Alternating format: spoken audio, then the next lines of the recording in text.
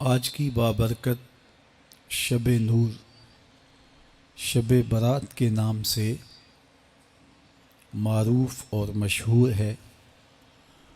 اس بابرکت شب کے دامن میں اتنی برکتیں اور اتنی رحمتیں ہیں کہ اللہ جل شانہ گناہ گاروں کو جہنم کی آگ سے آزاد فرما دیتا ہے۔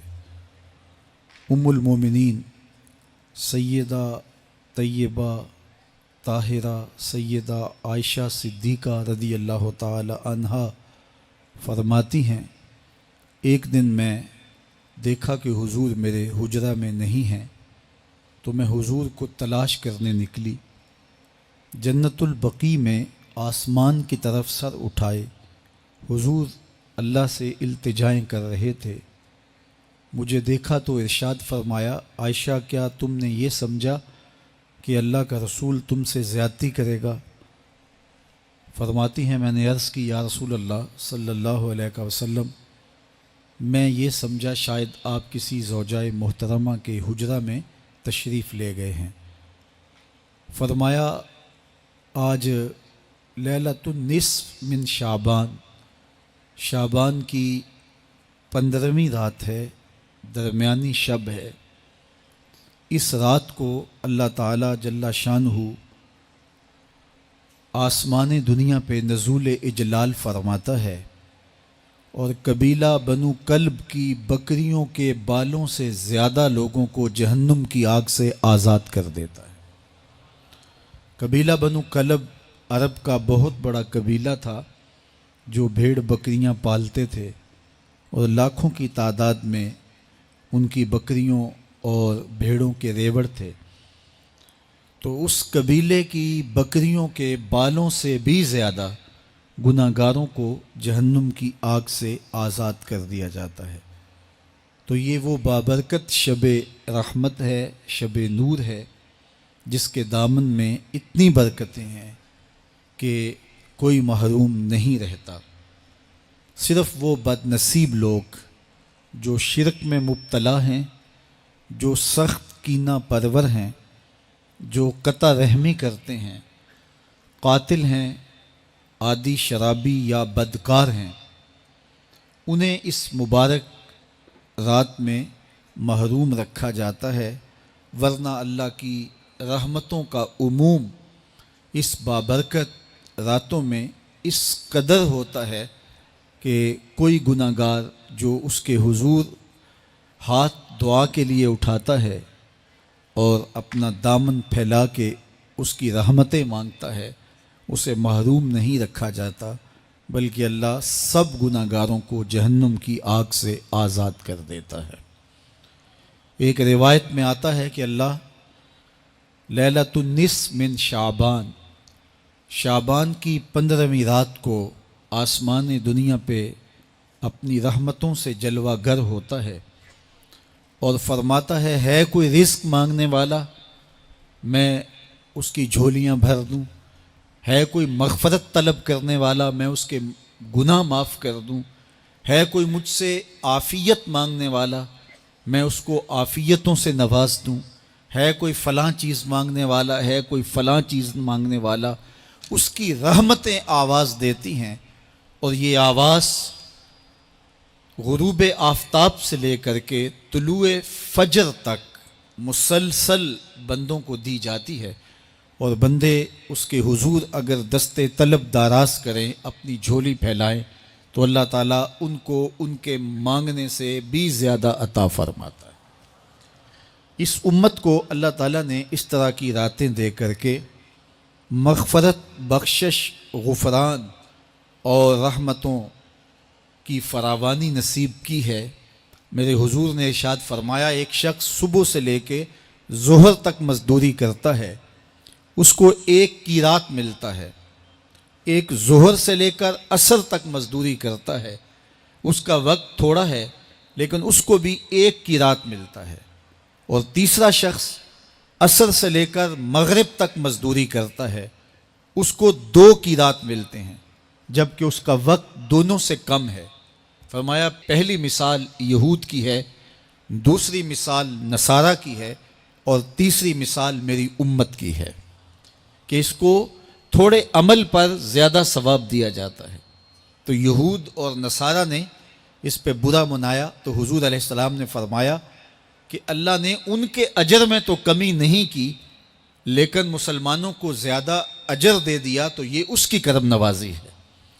تو یہ تھوڑے وقت کی عبادتیں اور چند راتوں کی بیداری اور مخصوص اوقات میں اللہ کے حضور عبادت و ریاضت ایک گناہ گار کو کہاں سے کہاں تک پہنچا دیتی ہے، اس کے گناہوں کی معافی کا ذریعہ بھی بنتی ہے اور درجات کی بلندی کا سبب بھی۔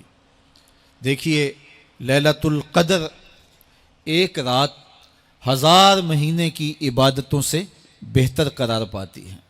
اسی طرح دیگر مواقع ہیں کہ اللہ تعالیٰ اس امت کے لیے رکھے ہیں، رحمت رب بہانہ می طلب، اور یوں بھی پڑھا گیا رحمت رب بہانہ می طلب۔ اس کی رحمتیں قیمت نہیں مانگتی اور اس کی رحمتیں بہانہ تلاش کرتی ہیں، تو وہ اپنے بندوں کو بخشنے پہ آمادہ ہے اگر وہ اپنا دامن طلب پھیلائیں۔ قرآن مجید میں ایک مقام دیکھیے کتنا دل آویز ہے، فرمایا ما یفعل اللہ بعذابکم، اللہ تمہیں عذاب دے کے کیا کرے گا؟ اس کی یہ چاہت نہیں ہے کہ تمہیں عذاب میں مبتلا کرے، اس کی چاہت یہ ہے کہ تم اس کی چوکھٹ پہ آؤ، جھولی پھیلاؤ، اس سے خیرات اور رحمت مانگو، اور وہ تمہارے ماضی کے سارے گناہ معاف کر کے، ساری غلطیاں معاف کر کے تمہیں اپنی رحمتوں سے مالا مال فرما دے۔ تو وہ بندوں کو بخشنے پہ، بندوں کی مغفرت کرنے پہ آمادہ ہے اور اس کی رحمتیں بہانے تلاش کرتی ہیں۔ اللہ اکبر۔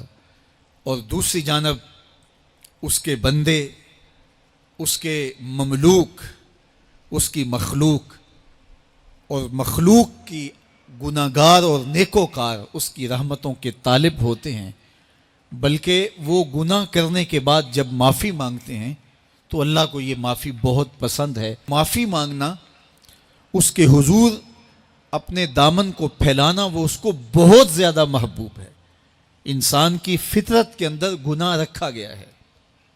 آگ، ہوا، مٹی، پانی، یہ ان 4 چیزوں کا مرکب ہے۔ اس کے جو عناصر ہیں اس میں کبھی اعتدال قائم نہیں رہتا اور اس سے گناہ سرزد ہو جاتے ہیں۔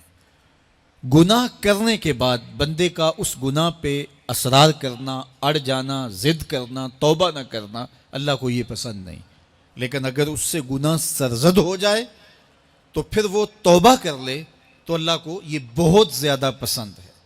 جو اس سے ہو سکے نیکی وہ اللہ کے حضور پیش کرے، لیکن اس کے اندر جو شر رکھی گئی ہے، اس کے اندر جو قوتیں گناہ کی رکھی گئی ہیں، اس سے اگر اس سے گناہ سرزد ہو جائے تو پھر وہ اللہ سے توبہ کرے، اللہ کی طرف رجوع کرے، تو اللہ اس کی توبہ کو نہ صرف قبول کرتا ہے بلکہ اس کے گناہوں کو معاف کرتا ہے اور گناہوں کو بدل کے نیکیوں میں تبدیل کر دیتا ہے۔ جب گناہ نیکیوں میں تبدیل ہو گئے تو جتنا بڑا گناہ گار تھا اتنا بڑا نیکوکار ہو گیا۔ حضرت سیدنا عمر رضی اللہ تعالیٰ عنہ بازار میں جا رہے تھے تو ایک شرابی نے ہاتھ میں بوتل پکڑی تھی شراب کی، تو حضرت عمر ہاتھ میں درہ رکھتے تھے اور آپ کا جاہ و جلال دیتنیت ہوتا، تو جو ہی حضرت عمر رضی اللہ تعالیٰ عنہ کو اس نے دیکھا تو ڈر گیا اور دل ہی دل میں کہا اے اللہ آج عمر کے قہر سے بچا لے، میں تیری بارگاہ میں سچی توبہ کرتا ہوں، اور جلدی سے شراب کو بغل میں چھپا لیا۔ اتنے میں حضرت عمر سر پہ پہنچ گئے اور گرج کر کڑک کے کہا کہ یہ تیری بغل میں کیا ہے؟ چونکہ اس کو بوتل چھپاتے دیکھا تھا تو وہ ڈر گیا اور ڈرتے ڈرتے کہنے لگا حضرت یہ سرکہ ہے۔ اب تھی تو شراب لیکن ڈرتے ہوئے بولا حضرت سرکہ ہے، تو حضرت عمر نے کہا نکال۔ جب نکالا تو شراب نہیں تھی، واقعی سرکہ بن چکا تھا۔ تو جب اللہ کے حضور کوئی توبہ کرتا ہے اللہ اس کے گناہوں کو بدل کے نیکیوں میں تبدیل کر دیتا ہے۔ حدیث پاک میں آتا ہے کہ قیامت کے دن اللہ ایک شخص کو کہے گا کہ اپنا نامہ اعمال پڑھ، تو وہ نامہ اعمال پڑھنے لگ جائے گا، تو نامہ اعمال کے اندر چھوٹے گناہ بھی ہوں گے، بڑے گناہ بھی ہوں گے، تو اللہ سے حیا کرتے ہوئے، شرم کرتے ہوئے وہ بڑے بڑے گناہوں کو چھوڑتا جائے گا اور چھوٹے چھوٹے گناہوں کو پڑھتا رہے گا۔ جب وہ سارے گناہ پڑھ چکے گا اور کتاب ختم ہوگی تو اللہ تعالیٰ اسے فرمائے گا، میرے بندے تو نے یہ جتنے گناہ پڑھے ہیں میں نے سب کو بدل کے نیکیوں میں تبدیل کر دیا۔ تو بندہ کہے گا، اللہ ابھی تو میرے بڑے بڑے گناہ رہتے ہیں جو میں نے پڑھے ہی نہیں۔ فَضَحِكَ النَّبِيُّ حَتَّى بَدَتْ أَنْيَابُهُ، حضور جب یہ بیان فرما رہے تھے تو حضور اتنا مسکرائے کہ صحابہ نے حضور کی داڑھیں دیکھ لی۔ تو پہلے وہ بڑے بڑے گناہ چھوڑے جا رہا تھا، لیکن جب اللہ فرمائے گا کہ میں تیرے گناہوں کو بدل کے نیکیوں میں تبدیل کر دیا، تو وہ کہے گا ابھی تو بڑے بڑے گناہ رہتے جو میں نے ابھی پڑھے ہی نہیں۔ تو جب کوئی بندہ اس کے حضور توبہ کرتا ہے، اللہ یہ نہیں دیکھتا اس نے گناہ کتنے کیے ہیں، یہ دیکھتا ہے بندہ آیا میری چوکھٹ پہ ہے تو اللہ اس کے پچھلے سارے گناہ معاف فرما دیتا ہے۔ اللہ اکبر۔ میرے اور آپ کے آقا و مولا نے اللہ کے حضور توبہ کرنے اور اس پر اللہ کی خوشی اور اللہ کی خوشنودی کا ذکر کرتے ہوئے ایک مثال بیان فرمائی کہ ایک شخص صحرا میں سفر کر رہا تھا تو وہ ایک درخت کے نیچے دوپہر کاٹنے کے لیے، سستانے کے لیے رک گیا اور درخت کے ساتھ اپنے اونٹ کو باندھ دیا اور خود لیٹ گیا تاکہ دوپہر کاٹ لوں۔ تھوڑی دیر کے بعد جب اس کی آنکھ کھلی تو اس نے کیا دیکھا کہ اونٹ ماں ساز و سامان کے ساتھ غائب ہے۔ اب صحرا میں اونٹ کا گم ہو جانا گویا زندگی چلے جانے کے مترادف ہے۔ تو اس نے دائیں بائیں بھاگ دوڑ کے دیکھا کہ کہیں اونٹ کا نشان مل جائے، لیکن اونٹ کا نشان نہیں ملا۔ تا حد نظر کوئی انسانی آبادی نہیں۔ وہ بھاگا اور تھک ہار کے دوبارہ اسی درخت کے نیچے بیٹھ گیا اور پیاس سے ہلکان ہوا جا رہا تھا اور درخت کے ساتھ ٹیک لگا کے لیٹ گیا اور موت کا انتظار کرنے لگا۔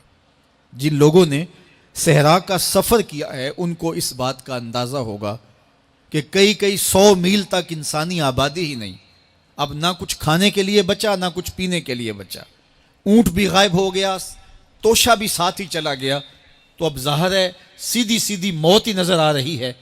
تو وہ اس درخت کے ساتھ ٹیک لگا کے بیٹھ جاتا ہے اور موت کا منتظر ہوتا ہے۔ تھوڑی دیر کے بعد پھر اس کی دوبارہ آنکھ لگ جاتی ہے۔ جب دوبارہ آنکھ لگتی ہے تو تھوڑی دیر بعد پھر آنکھ کھلتی ہے۔ جب دوبارہ آنکھ کھلتی ہے تو دیکھتا ہے کہ اونٹ جو گما تھا ماں ساز و سامان کے اس کے پاس کھڑا ہے۔ تو صحرا میں اس حالت میں اونٹ کا مل جانا زندگی مل جانے کے مترادف ہے۔ تو وہ اتنا خوش ہوا کہ خوشی کی انتہا نہ رہی، بلکہ مسرتوں کے ہجوم میں درک گیا اور کہنے کیا لگا، اللہم انت عبدی وانا ربک، اے اللہ تو میرا بندہ اور میں تیرا رب۔ کہنا تو یہ تھا کہ تو میرا رب اور میں تیرا بندہ، لیکن مسرتوں کا ہجوم ہی اتنا تھا، خوشیوں کا ہجوم ہی اتنا تھا کہ زبان پہ قابو نہ رہا۔ کسی کے آنے سے ایسے ہوش اڑے ساقی کے، شراب سیخ پہ ڈالی اور بوتل میں کباب۔ کہنا یہ تھا اللہم انت ربی وانا عبدک، لیکن اس قدر خوش ہوا جب بھی تیری قربت کے امکان نظر آئے ہم اتنے خوش ہوئے کہ پریشان نظر آئے۔ تو کہنا یہ تھا کہ اے اللہ تو میرا رب اور میں تیرا بندہ، لیکن خوشیوں کے ہجوم میں وہ کہتا ہے اللہم انت عبدی وانا ربک، اے اللہ تو میرا بندہ اور میں تیرا رب۔ حضور یہ بات بیان کرنے کے بعد صحابہ سے پوچھتے ہیں کہ ذرا بتاؤ اس بندے کو کتنی خوشی ہوئی کہ خوشی میں زبان بھی قابو نہ رہی اور اپنے آپ پہ کنٹرول نہ رہا، اور خوشیوں کے ہجوم میں اسے یہ بھی پتہ نہیں چل رہا کہ وہ کیا بول رہا ہے۔ تو صحابہ نے عرض کی حضور بہت زیادہ اسے خوشی ہوئی۔ تو میرے حضور نے یہ بات کرنے کے بعد ارشاد فرمایا، جس طرح اس کو گما ہوا اونٹ ملا اور اس کی خوشی کی انتہا نہ رہی، تو فرمایا جب کوئی شخص توبہ کرتا ہے اور اللہ کی حضور پلٹ کے آتا ہے، گناہوں سے معافی مانگ کے اس کی دہلیز پہ آتا ہے، میرے حضور نے فرمایا اللہ اس سے بھی زیادہ خوش ہوتا ہے کہ میرا بندہ میری چوکھٹ پہ آ گیا ہے۔ تو وہ یہ چاہتا نہیں کہ اپنے بندوں کو عذاب دوں، وہ خود آگ میں چھلانگے لگائیں تو اس کی مرضی، اگر گناہ سرزد بھی ہو گیا ہے تو کوئی بات نہیں، معافی مانگ لی جائے.